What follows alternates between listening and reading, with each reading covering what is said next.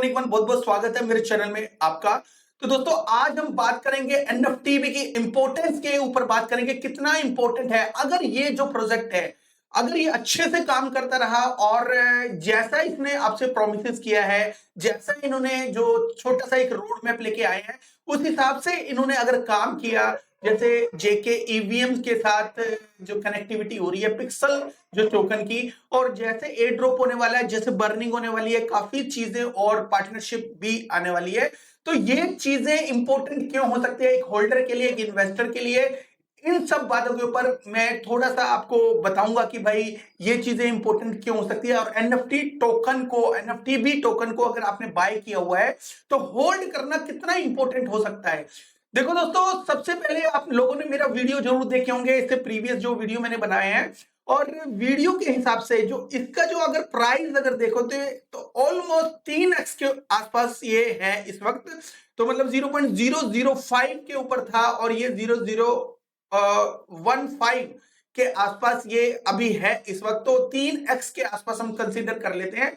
वैसे थोड़ा सा 3x से कम है, लेकिन लोगों ने इसके ऊपर स्टेकिंग से भी कमाया है, तो 3x तो नॉर्मल सी बात है, इसके ऊपर हो चुका है ऑलरेडी। तो दोस्तों अब बात रही कि इसकी जो पहली जो बर्निंग वगैरह भी आने वाली है, काफी अनाउंसमेंट भी आने वाली है, और इसका एयर ड्रॉप भी आने वाला है। इसकी अगर वेबसाइट पे जाएं तो वेबसाइट पे हम ये देख रहे हैं, volt are closing in 6 days. तो ये भी एक अनाउंसमेंट का ही काम कर रहा है इस वक्त, क्योंकि वोल्ट जब बंद हो जाएंगे इसके बाद आप स्टेकिंग नहीं कर पाओगे।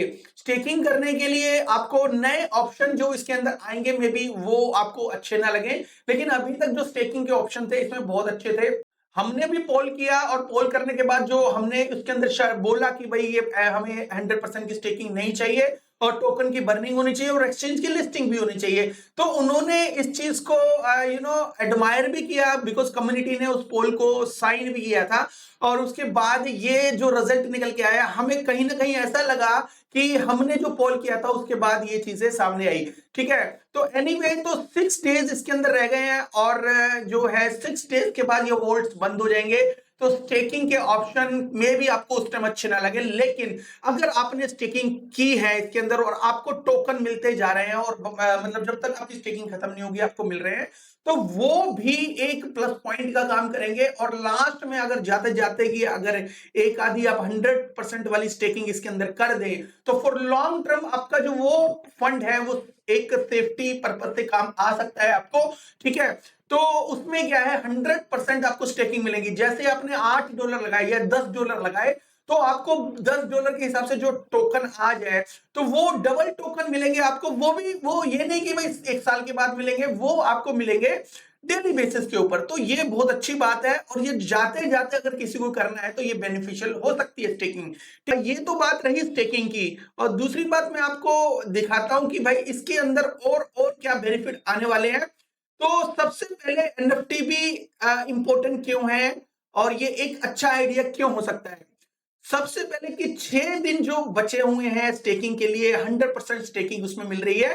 तो 100% स्टेकिंग एक अच्छा आइडिया है। लास्ट में जाते जाते अगर आप कर देंगे तो आपके टोकन मल्टीप्लाई हो जाएंगे। दूसरा बेनिफिट क्या है दोस्तों, लॉन्च पैड के अंदर आपने स्टेकिंग की हुई है तो इनके ऊपर एक पार्टनरशिप वगैरह तो चलती रही है। अभी इनकी जो पार्टनरशिप मानता नेटवर्क से भी हुई है, और उसके बदले में ये फ्री एनएफटी भी दे रहे हैं। दूसरा, लॉन्च पैड के ऊपर ये लोग क्या कर रहे हैं, ये नए नए आईडियो लेके आ रहे हैं, जैसे निम्बल टीवी का भी चल रहा है, तो वो आईडियो भी आ रहे हैं, एएमए वगैरह भी उससे रिगार्डिंग होते रहते हैं। मतलब पार्टनरशिप कंटिन्यूअसली है, कोई भी यहाँ पे ब्रेक नहीं लिया इन्होंने, लगातार काम कर रहे हैं लॉन्च पैड के ऊपर। जब ये काम हो रहा है तो उसकी भी हाइप बनती रहेगी। 6 डेज की स्टेकिंग है तो बची हुई है, तो 6 डेज तक इसकी हाइप बनी रहेगी। अब ये दोनों हाइप अगर खत्म, ये तो खत्म नहीं होने वाली लॉन्च पैड की अनाउंसमेंट वगैरह, लेकिन जो अगर ये वाली 6 डेज के बाद इसकी हाइप अगर खत्म हो गई तो उसके बाद एक नई हाइप आ जाएगी। तीसरे नंबर पे 30% जो बर्निंग है, जब ये जो बंद हो जाएंगे, जो इसके ऊपर जो टोकन की जो स्टेकिंग है वो बंद हो जाएगी, तो 30% की जो बर्निंग है वो चालू हो जाएगी। मतलब उसका जो अनाउंसमेंट का लोग वेट करने लगेंगे। मे बी वो जो बर्निंग वगैरह हो, मे बी वो नेक्स्ट ईयर हो, मतलब जनवरी के आसपास, एक आध महीना है उसमें, तो उसके पास हो। जब तक लोग फिर वेट करेंगे और फिर एक्युमुलेट करने की कोशिश करते रहेंगे, तो यहाँ पे भी एक हाइप बनेगी। बर्निंग के ऊपर आपको पता है कितनी हाइप बनती है, और बर्निंग के चक्कर में लोग कितना इसको होल्ड करते हैं, ठीक है, उससे भी हाइप बनेगी। तीसरा, पिक्सल का जो एयर ड्रॉप की जो फाइनल अनाउंसमेंट आ जाएगा, ऑफकोर्स अनाउंसमेंट तो आ चुकी है।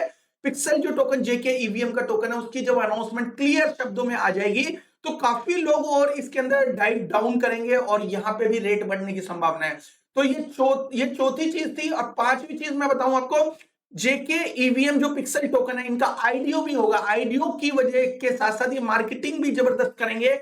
तो उसके अंदर जो आईडीओ करना है, उसके अंदर काफी सारे लोग आएंगे, इंक्लूड होंगे, और उसके साथ साथ उसका एयर ड्रॉप भी बताएंगे, ठीक है। तो आईडीओ के अंदर भी काफी सारे लोग पार्टिसिपेट करना चाहते हैं। मे बी ये जो लोग, उन्हीं लोगों को पार्टिसिपेशन देंगे जिनके जिनके पास टोकन है, ठीक है, एनएफटीबी की। एक तो देखो, एक तो प्लस पॉइंट ये हो गया कि एनएफटीबी का जो एयर ड्रॉप है वो उनको मिलेगा, फ्री में मिलेगा, जिनके पास भी एनएफटीबी टोकन है, ठीक है। और ये अनाउंसमेंट एक बहुत बड़ी हाइप क्रिएट करेगी। दूसरी हाइप आईडीओ की करेगी। फिर पिक्सल का जो यूज केस वगैरह सामने आएगा, तो उसका यूज केस के सामने आने के बाद भी हाइप होगी। तो दोस्तों, ये भी हो सकता है कि 7th नंबर के ऊपर ये लिस्टिंग कर दें, बिकॉज लिस्टिंग इनकी पेंडिंग है। KuCoin के ऊपर डीलिस्ट होने की वजह से इसकी जो एक लिस्टिंग पेंडिंग बनती है, तो क्या पता इन सब काम होने के बाद ये लिस्टिंग भी कर दे और एक और हाइप क्रिएट हो। मुझे ऐसा लगता है कि ये टोकन बहुत आगे जाएगा। अभी भी बहुत सस्ता है। ऑलरेडी मैंने बताया है कि इस टोकन की जो पोटेंशियल है वो 50 सेंट टू $1 है। तो इसको होल्ड करना बेकार की बात नहीं हो सकती, ये एक बहुत अच्छा आइडिया हो सकता है।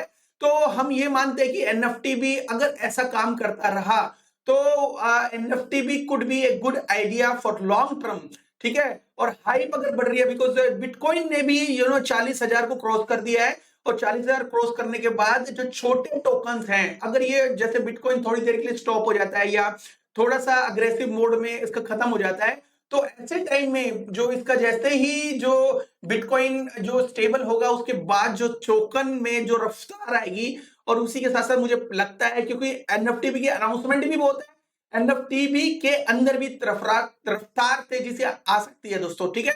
तो ये छोटा सा वीडियो था दोस्तों, केवल और केवल आपको ये बताने के लिए कि ये जो टोकन है, ये जो लंबी रेस का घोड़ा बन सकता है, लेकिन उसके लिए इसको अच्छा काम करना पड़ेगा। ये सब चीजें जब भी पॉसिबल है कि ये जो प्रोजेक्ट है किसी तरह का कोई फंड ना लेके आए, और किसी भी तरह का कोई धोखा वगैरह ना करे, ठीक है। बाकी मेरी कोई फाइनेंशियल एडवाइस नहीं है दोस्तों, आप अपनी रिसर्च कर लेना, बिकॉज रिसर्च बहुत इंपॉर्टेंट होती है। किसी भी टोकन में अगर आपने इन्वेस्टमेंट की है, तो मैं किसी भी तरह का कोई फाइनेंशियल एडवाइजर नहीं हूं, और मेरे कहने पे खरीदना या बेचना मत, आपकी अपना डिसीजन, अपना दिमाग यूज करना, ठीक है। इसके अलावा हमारा एक पेड ग्रुप भी है, प्रीमियम ग्रुप भी है, उसमें अगर आपने इन्वॉल्व होना है तो उसके साथ जुड़ना है, तो उसके साथ आप जुड़ सकते हो। आपका बहुत बहुत वेलकम है। डिस्क्रिप्शन यहाँ पे है, और मुझे डीएम कर सकते हो। ये छोटा सा वीडियो था, आई होप आपको बहुत पसंद आया होगा। Thank you very much, have a good one, take care and bye bye.